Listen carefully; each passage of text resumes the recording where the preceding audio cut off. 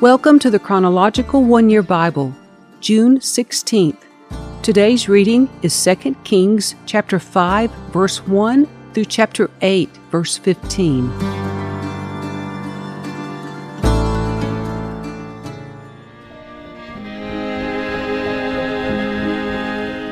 The king of Aram had great admiration for Naaman, the commander of his army, because through him the Lord had given Aram great victories. But though Naaman was a mighty warrior, he suffered from leprosy.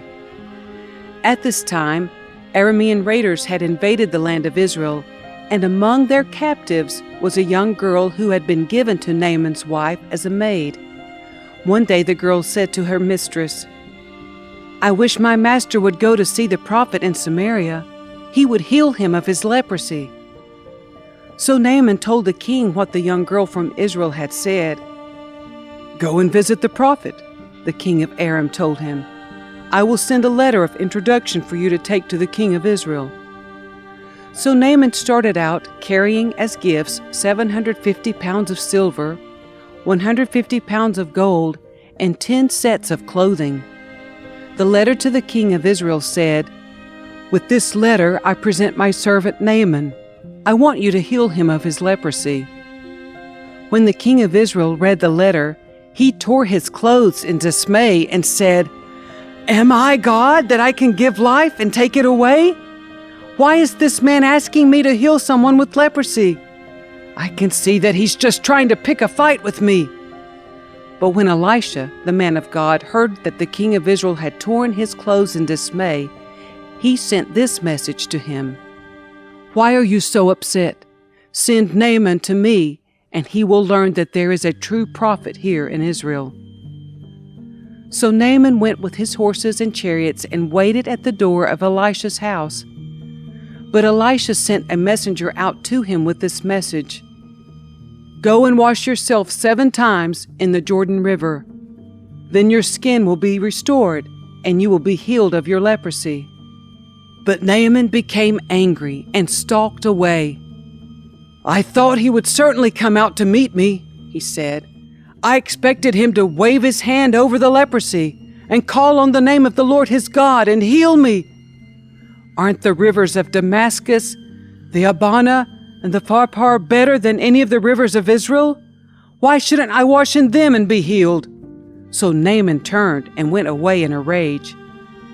But his officers tried to reason with him and said, "Sir, if the prophet had told you to do something very difficult, wouldn't you have done it? So you should certainly obey him when he says simply, 'Go and wash and be cured.'" So Naaman went down to the Jordan River and dipped himself 7 times, as the man of God had instructed him. And his skin became as healthy as the skin of a young child, and he was healed. Then Naaman and his entire party went back to find the man of God. They stood before him, and Naaman said, "Now I know that there is no God in all the world except in Israel. So please, accept a gift from your servant." But Elisha replied, "As surely as the Lord lives whom I serve, I will not accept any gifts." And though Naaman urged him to take the gift, Elisha refused. Then Naaman said, "All right, but please allow me to load 2 of my mules with earth from this place, and I will take it back home with me. From now on, I will never again offer burnt offerings or sacrifices to any other god except the Lord. However, may the Lord pardon me in this one thing. When my master the king goes into the temple of the god Rimmon to worship there and leans on my arm, may the Lord pardon me when I bow too." "Go in peace," Elisha said. So Naaman started home again. But Gehazi, the servant of Elisha, the man of God, said to himself, "My master should not have let this Aramean get away without accepting any of his gifts. As surely as the Lord lives, I will chase after him and get something from him." So Gehazi set off after Naaman. When Naaman saw Gehazi running after him, he climbed down from his chariot and went to meet him. "Is everything all right?" Naaman asked. "Yes," Gehazi said, "but my master has sent me to tell you that 2 young prophets from the hill country of Ephraim have just arrived. He would like 75 pounds of silver and 2 sets of clothing to give to them." "By all means, take twice as much silver," Naaman insisted. He gave him 2 sets of clothing, tied up the money in 2 bags, and sent 2 of his servants to carry the gifts for Gehazi. But when they arrived at the citadel, Gehazi took the gifts from the servants and sent the men back. Then he went and hid the gifts inside the house. When he went into his master, Elisha asked him, "Where have you been, Gehazi?" "I haven't been anywhere," he replied. But Elisha asked him, "Don't you realize that I was there in spirit when Naaman stepped down from his chariot to meet you?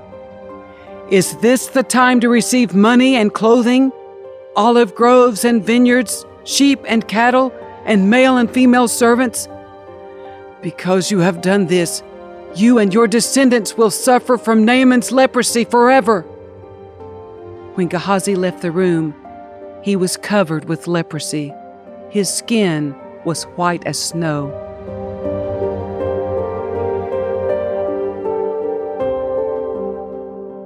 One day the group of prophets came to Elisha and told him, "As you can see, this place where we meet with you is too small. Let's go down to the Jordan River where there are plenty of logs. There we can build a new place for us to meet." "All right," he told them, "go ahead." "Please come with us," someone suggested. "I will," he said. So he went with them. When they arrived at the Jordan, they began cutting down trees. But as one of them was cutting a tree, his axe head fell into the river. "Oh, sir," he cried, "it was a borrowed axe." "Where did it fall?" the man of God asked. When he showed him the place, Elisha cut a stick and threw it into the water at that spot. Then the axe head floated to the surface. "Grab it," Elisha said, and the man reached out and grabbed it. When the king of Aram was at war with Israel, he would confer with his officers and say, "We will mobilize our forces at such and such a place." But immediately Elisha, the man of God, would warn the king of Israel, "Do not go near that place, for the Arameans are planning to mobilize their troops there." So the king of Israel would send word to the place indicated by the man of God. Time and again Elisha warned the king so that he would be on the alert there. The king of Aram became very upset over this. He called his officers together and demanded, "Which of you is the traitor? Who has been informing the king of Israel of my plans?" "It's not us, my lord the king," one of the officers replied. "Elisha, the prophet in Israel, tells the king of Israel even the words you speak in the privacy of your bedroom." "Go and find out where he is," the king demanded, "so I can send troops to seize him." And the report came back, "Elisha is at Dothan." So one night the king of Aram sent a great army with many chariots and horses to surround the city. When the servant of the man of God got up early the next morning and went outside, there were troops, horses, and chariots everywhere. "Oh, sir, what will we do now?" the young man cried to Elisha. "Don't be afraid," Elisha told him, "for there are more on our side than on theirs." Then Elisha prayed, "O Lord, open his eyes and let him see." The Lord opened the young man's eyes, and when he looked up, he saw that the hillside around Elisha was filled with horses and chariots of fire. As the Aramean army advanced toward him, Elisha prayed, "O Lord, please make them blind." So the Lord struck them with blindness as Elisha had asked. Then Elisha went out and told them, "You have come the wrong way. This isn't the right city. Follow me, and I will take you to the man you are looking for." And he led them to the city of Samaria. As soon as they had entered Samaria, Elisha prayed, "O Lord, now open their eyes and let them see." So the Lord opened their eyes, and they discovered that they were in the middle of Samaria. When the king of Israel saw them, he shouted to Elisha, "My father, should I kill them? Should I kill them?" "Of course not," Elisha replied. "Do we kill prisoners of war? Give them food and drink, and send them home again to their master." So the king made a great feast for them, and then sent them home to their master. After that, the Aramean raiders stayed away from the land of Israel. Sometime later, however, King Ben-Hadad of Aram mustered his entire army and besieged Samaria.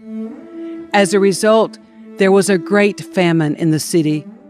The siege lasted so long that a donkey's head sold for 80 pieces of silver, and a cup of dove's dung sold for 5 pieces of silver. One day, as the king of Israel was walking along the wall of the city, a woman called to him, "Please help me, my lord the king." He answered, "If the Lord doesn't help you, what can I do? I have neither food from the threshing floor nor wine from the press to give you." But then the king asked, "What is the matter?" She replied, "This woman said to me, 'Come on, let's eat your son today, then we will eat my son tomorrow.' So we cooked my son and ate him. Then the next day I said to her, 'Kill your son so we can eat him.' But she has hidden her son."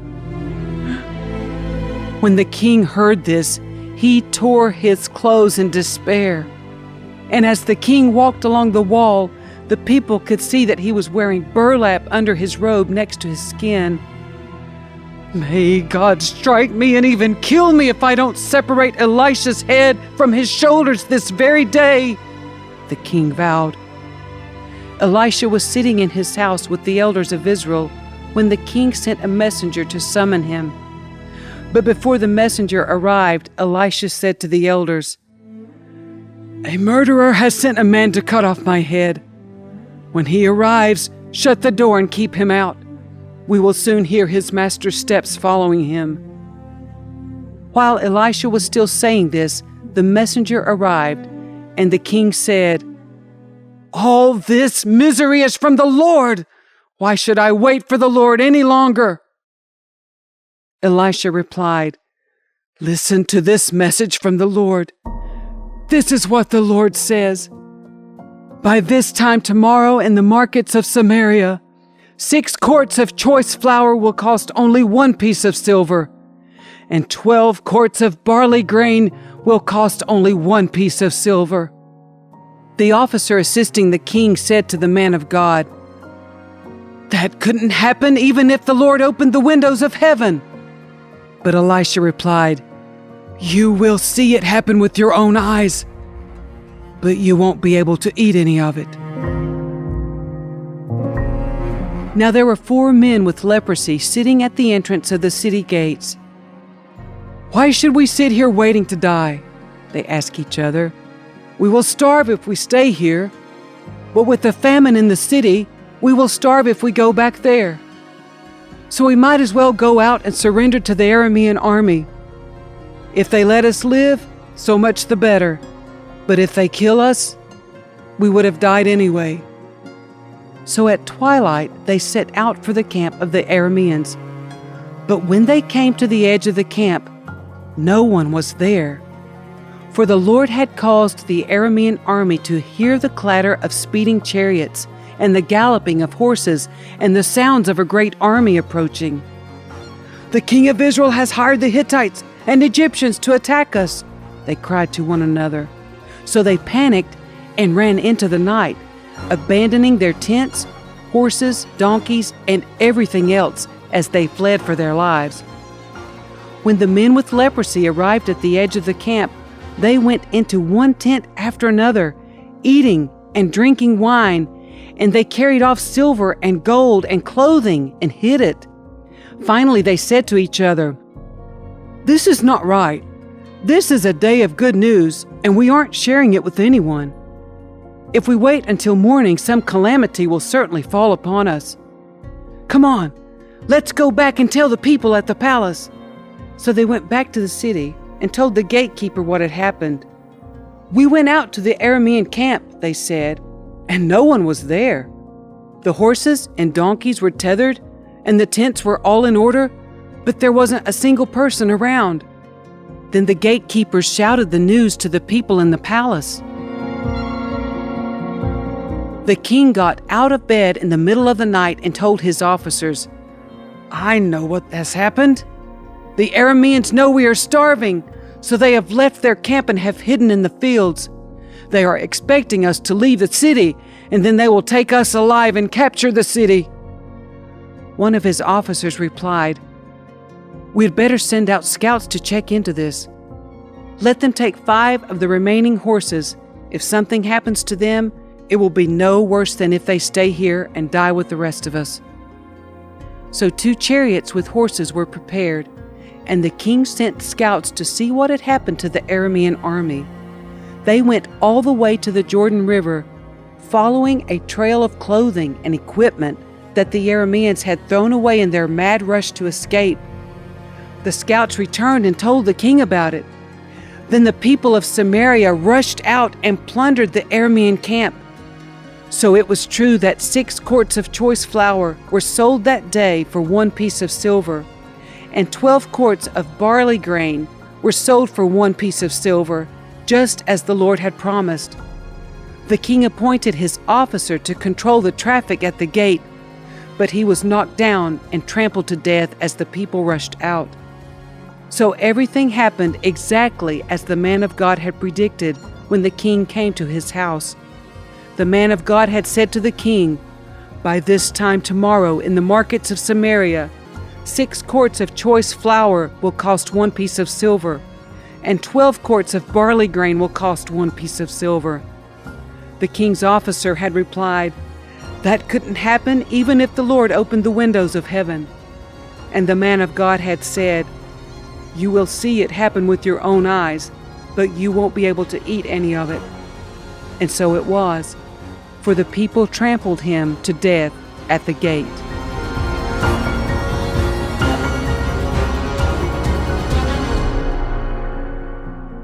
Elisha had told the woman whose son he had brought back to life, "Take your family and move to some other place, for the Lord has called for a famine on Israel that will last for 7 years." So the woman did as the man of God instructed. She took her family and settled in the land of the Philistines for 7 years. After the famine ended, she returned from the land of the Philistines, and she went to see the king about getting back her house and land. As she came in, the king was talking with Gehazi, the servant of the man of God. The king had just said, "Tell me some stories about the great things Elisha has done." And Gehazi was telling the king about the time Elisha had brought a boy back to life. At that very moment, the mother of the boy walked in to make her appeal to the king about her house and land. "Look, my lord the king," Gehazi exclaimed, "here is the woman now, and this is her son, the very one Elisha brought back to life." "Is this true?" the king asked her, and she told him the story. So he directed one of his officials to see that everything she had lost was restored to her, including the value of any crops that had been harvested during her absence.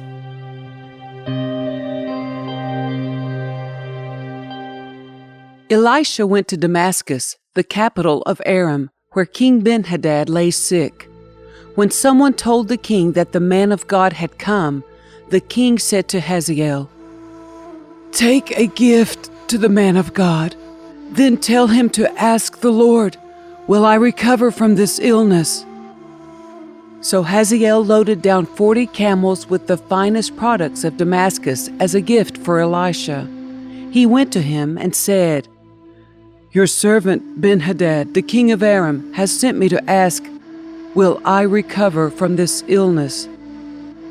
And Elisha replied, "Go and tell him you will surely recover. But actually the Lord has shown me that he will surely die." Elisha stared at Hazael with a fixed gaze until Hazael became uneasy. Then the man of God started weeping. "What's the matter, my lord?" Hazael asked him. Elisha replied, "I know the terrible things you will do to the people of Israel. You will burn their fortified cities, kill their young men with the sword, dash their little children to the ground, and rip open their pregnant women." Hazael responded, "How could a nobody like me ever accomplish such great things?" Elisha answered, "The Lord has shown me that you are going to be the king of Aram." When Hazael left Elisha and went back, the king asked him, "What did Elisha tell you?" And Hazael replied, "He told me that you will surely recover." But the next day, Hazael took a blanket, soaked it in water, and held it over the king's face until he died. Then Hazael became the next king of Aram,